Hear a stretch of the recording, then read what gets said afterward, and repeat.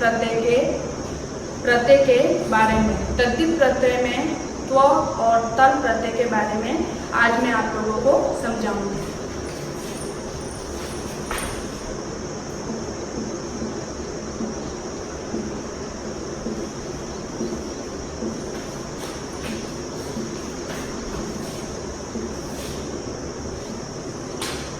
तद्धित प्रत्यय में प्रकार है त्व प्रत्यय और तल प्रत्यय। इसमें देखिए, जैसे त्व जो प्रत्यय है वह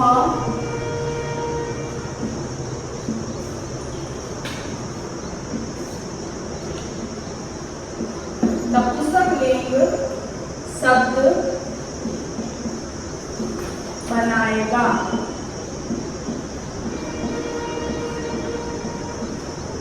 कहने का अभिप्राय यह है कि त्व प्रत्यय जब जुड़ेगा शब्द के साथ तो वो शब्द जो है वो नपुंसकलिंग बनेगा।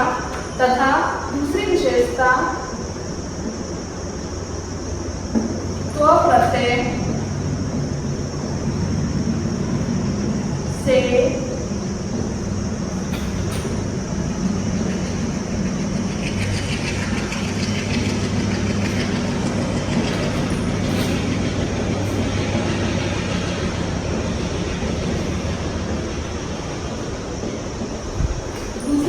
है कि त्व प्रत्यय से भाववाचक शब्द बनेगा। दोबारा देखिए, त्व प्रत्यय में जो शब्द बनेगा वो नपुंसकलिंग शब्द बनेगा तथा त्व प्रत्यय से जो शब्द बनेगा वो भाववाचक शब्द बनेगा। इसी के साथ तल प्रत्यय की विशेषता,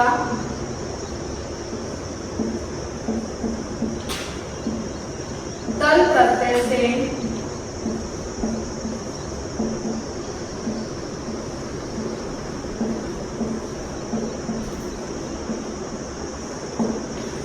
तल प्रत्यय से बनने वाला शब्द हमेशा स्त्रीलिंग ही होगा।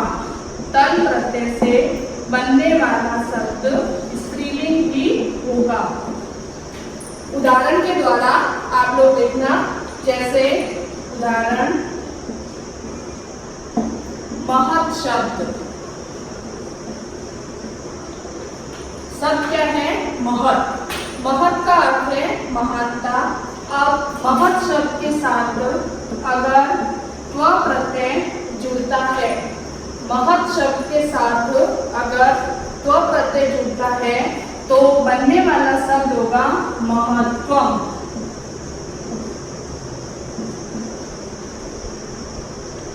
क्या बनेगा? महत् शब्द के साथ त्व प्रत्यय जुड़ेगा तो बनने वाला जो शब्द होगा वो होगा महत्त्वम। उसी प्रकार अगर महत् शब्द प्लस तल प्रत्यय, महत् शब्द के साथ तल प्रत्यय जुड़ेगा तो शब्द जो बनेगा महत्ता। महत्ता, महत्ता शब्द स्त्रीलिंग शब्द है। ये है त्व प्रत्यय का उदाहरण और सेकंड है तल प्रत्यय का उदाहरण। तल प्रत्यय की क्या विशेषता है? तल प्रत्यय के अंत में आशेष रहता है। अंत में आशेष रहता है। क्या विशेषता है तल प्रत्यय की? तल प्रत्यय के अंत में आशेष रहता है तथा दूसरी विशेषता है तल प्रत्यय से बनने वाला जो शब्द है वो स्त्रीलिंग होगा।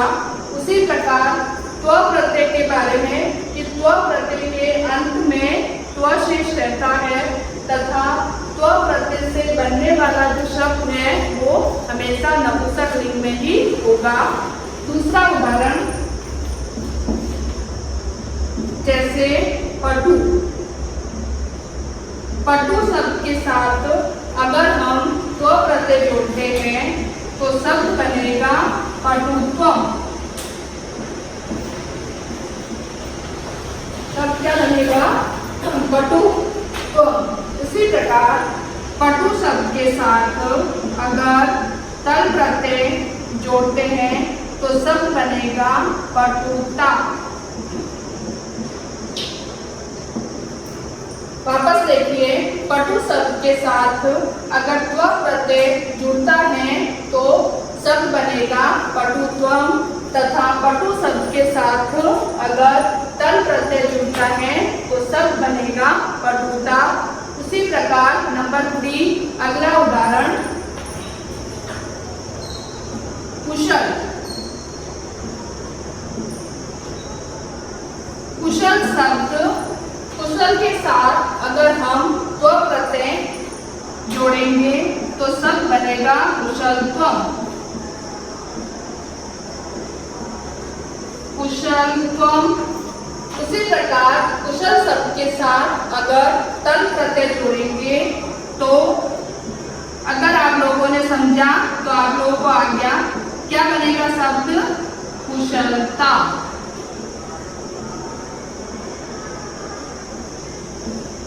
कुशलता। वापस देखिए, महत् शब्द त्व प्रत्यय जुड़ने पर महत्वम, ये एग्जाम्पल है त्व प्रत्यय का। उसी प्रकार पटु शब्द के साथ त्व प्रत्यय जुड़ने पर पटुत्वम, कुशल शब्द के साथ त्व प्रत्यय जुड़ने पर कुशलतम। तल प्रत्यय महत् शब्द के साथ तल प्रत्यय जुड़ेगा महत्ता, पटु शब्द के साथ तल प्रत्यय जुड़ने से पटुता, कुशल शब्द के साथ तल प्रत्यय जुड़ने से कुशलता। ये हो गया हमारे त्व और तल प्रत्यय कंप्लीट। अब अगला टॉपिक है, नेक्स्ट है तृतीय प्रत्यय का ही एक पार्ट, ठक प्रत्यय। ठक प्रत्यय, इसमें इक शेष रहता है। ठक प्रत्यय, इसमें इक शेष रहता है। इसकी विशेषता है कि ठक प्रत्यय संज्ञा शब्द के साथ जुड़ता है। देखिए वापस, ठक प्रत्यय संज्ञा शब्द के साथ जुड़ता है। जैसे एग्जाम्पल, ऐतिहासिक।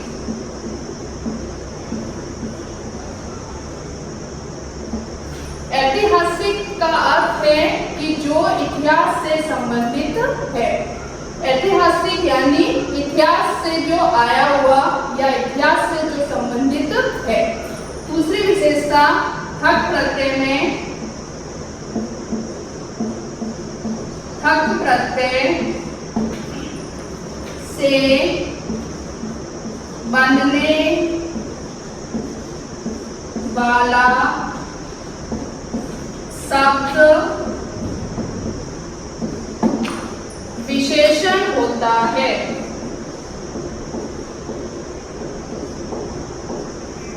विशेषण होता है।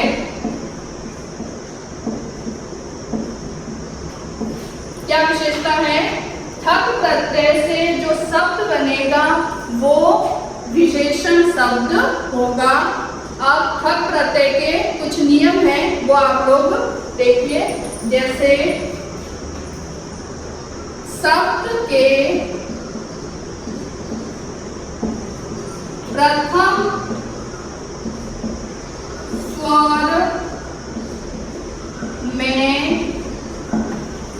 वृद्धि होती है। क्या विशेषता है कि शब्द के प्रथम स्वर में वृद्धि होती है। ठक प्रत्यय की विशेषता है, अगर हमारे सामने कोई भी शब्द है तो उस शब्द का जो प्रथम स्वर है उसमें वृद्धि हो जाएगी, जो आप एग्जाम्पल के द्वारा समझो। जैसे अ प्लस आ है, अगर स्वर में अगर अ आ है तो वृद्धि होगी, वो बन जाएगा आ। अगर ई प्लस ए है तो वो वृद्धि होके बन जाएगा ऐ। अगर उ प्लस ओ बराबर वृद्धि होके बन जाएगा औ। अच्छी तरह से देखिए वापस विशेषता, ठक प्रत्यय संज्ञा शब्द के साथ में जुड़ता है। इसकी विशेषता है कि ठक प्रत्यय से जो बनने वाला शब्द है वो विशेषण होता है, यानी किसी की विशेषता बताता है। जैसे मैंने आप लोगों के सामने रखा ऐतिहासिक। ऐतिहासिक से संबंधित क्या है कि इतिहास से जो संबंधित है। दूसरी विशेषता नियम, शब्द के प्रथम स्वर में वृद्धि होती है। ठक प्रत्यय की विशेषता है कि अगर हमारे सामने कोई शब्द है तो शब्द के प्रथम स्वर में वृद्धि होगी, जो आप लोग इस एग्जाम्पल के द्वारा समझिए। जैसे अ प्लस आ तो वो आ बन जाएगा, ई प्लस ए तो वो ए बन जाएगा, उ प्लस ओ तो वो औ बन जाएगा। कैसे? कुछ उदाहरणों के द्वारा मैं आप लोगों को समझाऊंगी। जैसे शब्द आया धर्म, उदाहरण धर्म। अगर हमारे सामने शब्द है धर्म, अगर इसके साथ हम ठक प्रत्यय जोड़ते हैं, ठक में शेष क्या रहता है? इक। अब फिर देखिए इस नियम के अनुसार धर्म में पहला जो है वो स्वर, उसमें कौन सा वर्ण मिला हुआ है? ध में अ वर्ण। कौन सा मिला हुआ है? अ। इस अ की वृद्धि होके इस नियम के अनुसार वो बन जाएगा धार्मिक। तो धर्म प्लस ठक बराबर शब्द बन जाएगा धार्मिक। धार्मिक कैसे बना? शब्द के प्रथम स्वर में जो वर्ण था अ और अवृद्धि होके बनता है आ। ठक प्रत्यय के नियम के अनुसार अब धर्म में ठक प्रत्यय जुड़ने से अ बन जाएगा आ, इसीलिए हमारे सामने यहाँ पर ये धार्मिक शब्द बना ठक प्रत्यय जुड़ने के कारण। उसी प्रकार दूसरा शब्द है इतिहास। इतिहास प्लस ठक इक शेष है। इतिहास में जो है वो कौन सा है? इसमें स्वर ही है ई, तो ई जो है वो बनता है, क्या बनता है? ए बनता है। क्या बन जाएगा? ए। तो ई बन जाएगा ए में, तो सब बनेगा ऐतिहासिक। ऐतिहासिक।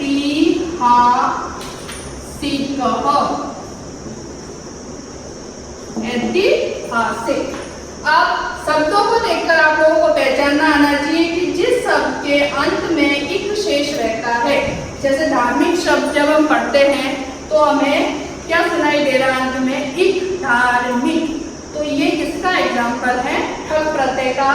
और इस नियम को आप लोगों को पेपर में, एग्जाम में करने की कोई आवश्यकता नहीं है। ये सिर्फ आप लोगों के समझाने के लिए मैंने नियम समझाया है। अब धर्म प्लस ठक इक इसके अंत में आएगा, शब्द बनेगा धार्मिक। और धार्मिक शब्द क्यों बना है? क्योंकि ये जो नियम है, आप एक बार वापस अच्छी तरह से देखो कि ठक प्रत्यय से बनने वाला शब्द विशेषण होता है। धार्मिक क्या है? विशेषता बता रहा है, धर्म की विशेषता बता रहा है।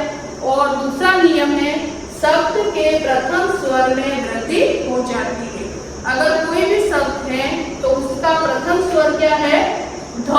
ध में क्या मिला हुआ है? अ। तो अ जो है वो वृद्धि होके नियम के अनुसार क्या बनेगा? आ। इसीलिए यहाँ पर धार्मिक शब्द बना।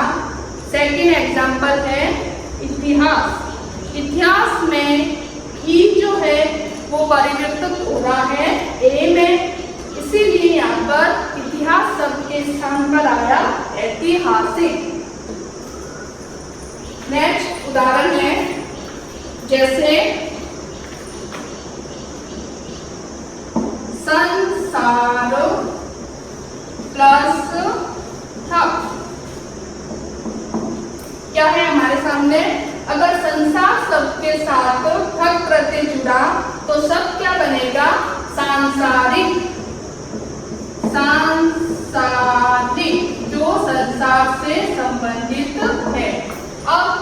संसार का सा क्यों बना? ये इसीलिए हुआ क्योंकि इस नियम के अनुसार स में कौन सा है वर्ण? अ, और अ नियम जो है वो किसमें वृद्धि होके आ बन रहा है? अ बना आ, इसीलिए संसार में आ की मात्रा लगकर शब्द बना सांसारिक। अब नेक्स्ट एग्जाम्पल, जैसे वेद प्लस थक, वेद प्लस थक। अब वेद में कौन सा वर्ण है? ए बन जाएगा ऐ में, बड़े ए में, तो इसमें वेद शब्द बनेगा वैदिक, वैदिक। स्वर की जो है इसमें क्या विशेषता है? वृद्धि हो रही है। वेद प्लस थक बराबर वैदिक। सारे उदाहरण आप लोग अच्छी तरह से देखिए। धार्मिक, ऐतिहासिक, सांसारिक, वैदिक, ये सब हमें क्या नजर आ रहे हैं? इन शब्दों में विशेषता नजर आ रही है। जैसे धार्मिक, धर्म से संबंधित, ऐतिहासिक, इतिहास से संबंधित, सांसारिक, संसार से संबंधित, और वैदिक जो है वो वेद से संबंधित। अब हमारा तद्धित जो प्रत्यय है वो समाप्त हो चुका है। हमारे पाठ्यक्रम के अनुसार इसमें आप लोगों से इतने प्रत्ययों के बारे में ही समझना है। अब सेकेंड, कृत प्रत्यय। अब हम पढ़ेंगे कृत प्रत्यय। कृत प्रत्यय के अंतर्गत फर्स्ट है तव्यत्,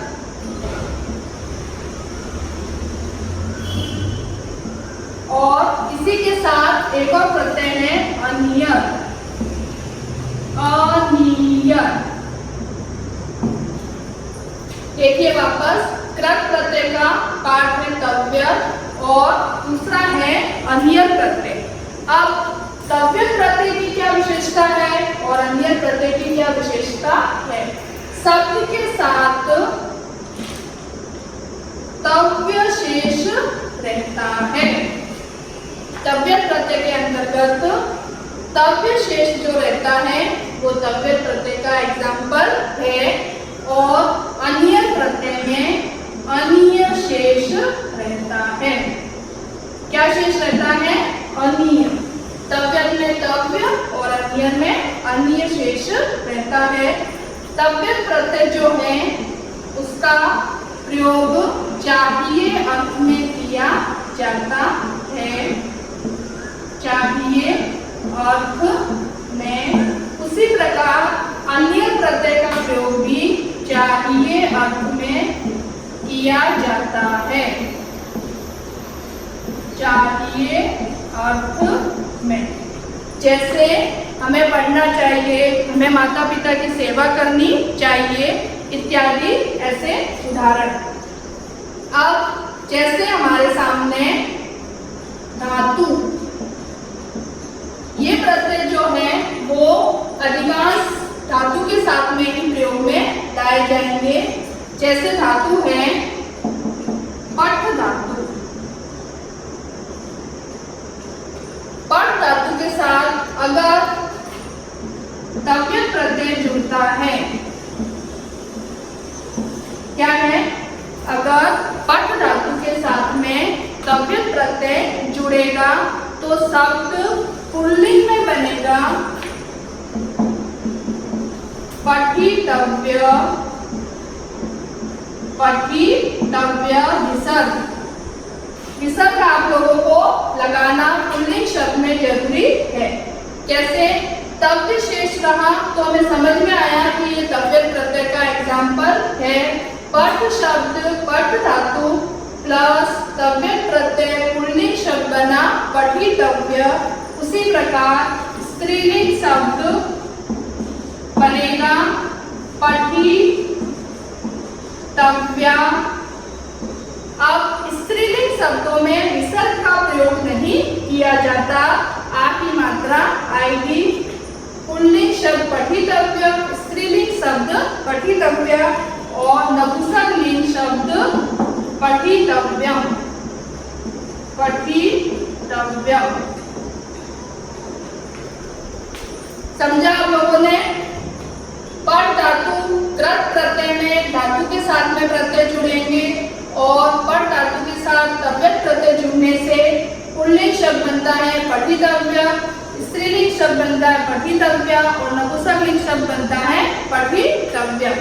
उसी प्रकार अन्य प्रत्यय देखिए, जैसे पट धातु उसके साथ अगर हम अन्य प्रत्यय जोड़ते हैं, अन्य प्रत्यय जोड़ते हैं या अन्य प्रत्यय का प्रयोग किया जाता है, तब अन्य में शेष क्या रहता है? पहले आप लोगों को मैंने समझाया, अन्य शेष रहता है। क्या शेष रहता है? अन्य। तो पट प्लस अन्य बनेगा पठनीय। पठनीय। तव्यत प्रत्यय, ये एग्जाम्पल जो है वो किसका है? तव्यत प्रत्यय का। सेकंड जो है एग्जाम्पल वो किसका है?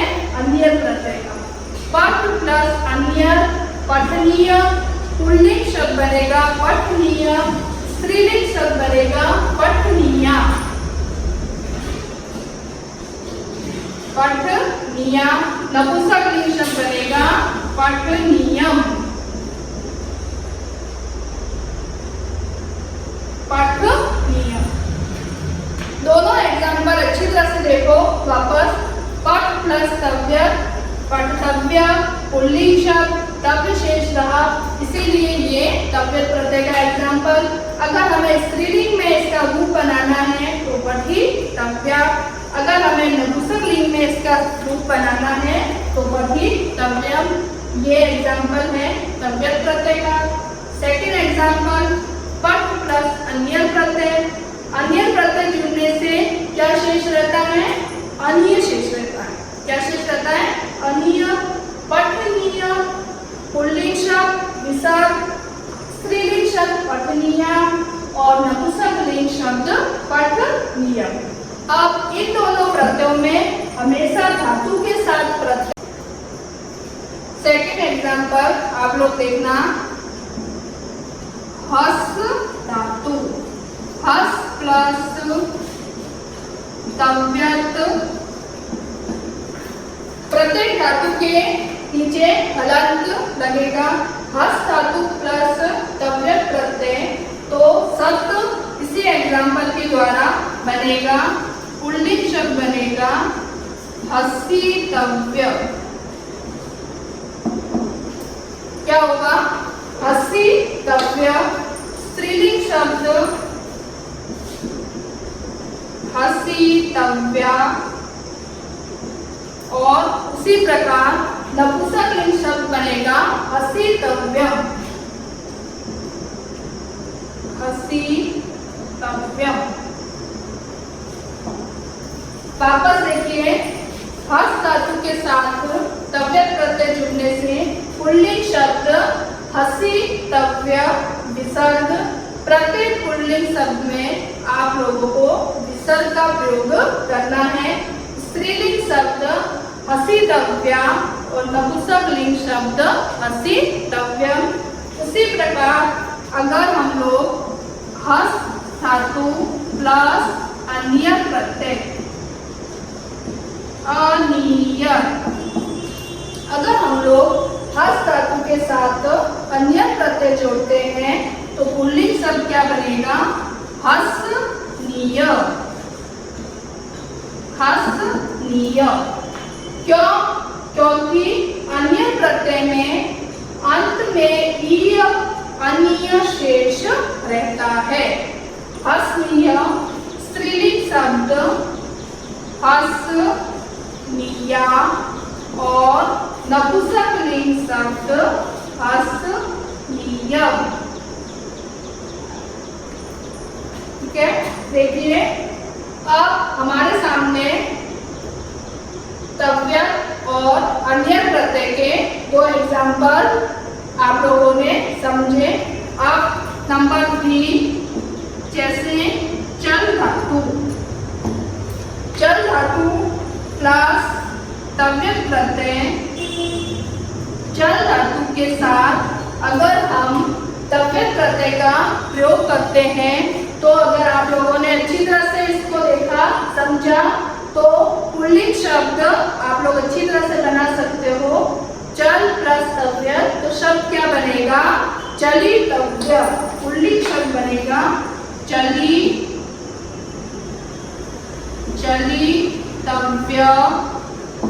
उसी प्रकार स्त्रीलिंग शब्द चलितव्या,